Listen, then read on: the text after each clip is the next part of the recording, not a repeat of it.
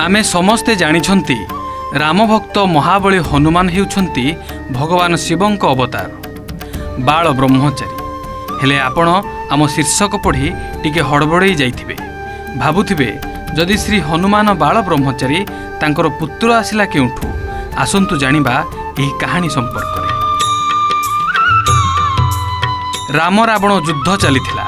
एही महायुद्ध समय रे रावणर भाई अहिरावण कपटपूर्वक श्रीराम और लक्ष्मण को चोरई नहीं पाताल को चलीगला। निज इष्टंक दुस्थिति समय रे हनुमान बा किपरि न जाई थांते, से मध्य पातालपुर को स्वतः प्रवेश कले।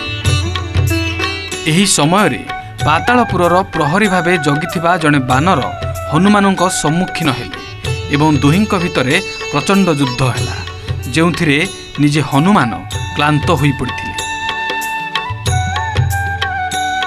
चकित होई बजरंगबाली हनुमान से बानर को परिचय पचारिबारु से निजको मकरध्वज बोली कहिले एवं तांको पिता स्वयं हनुमान बोली कहिले। निजे महावीर हनुमान ए प्रसंग सुनी विचलित होई पड़िले एवं पचारिले, तुमे हनुमानक पुत्र हेलो केमिति?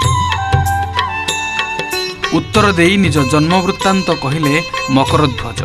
लंका दहन बा लंकापोड़ी समय रे हनुमान क्लांत होई निज लांजर निया लिभाइबाकू समुद्र को लंफ प्रदान करती।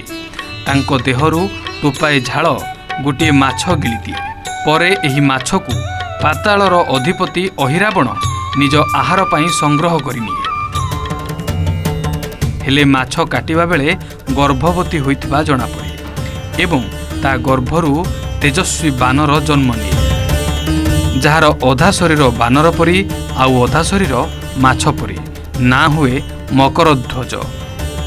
हनुमान निज अंश को देखि आशीर्वाद दियंती। मकरध्वज मध्य निज पिता को प्रणाम करी पातालपुर को पथ छाड़ी दियंती। तेबे दर्शक बंधु एबे बुझिले तो हनुमान पुत्र किए? Bureau report, OTV.